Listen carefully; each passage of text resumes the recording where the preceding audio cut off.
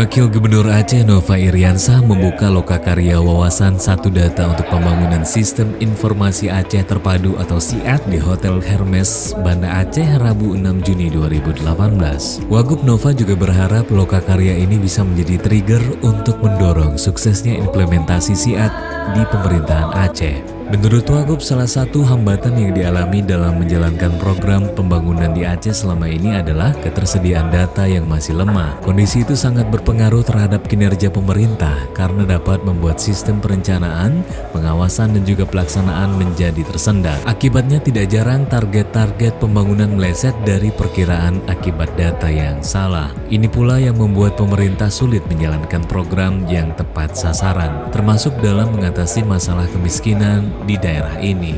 Dalam hidup itu ada yang mind matter, ada yang muscle matter. Mind matter itu urusan otak, ada yang muscle matter urusan otot, ada yang urusan adat.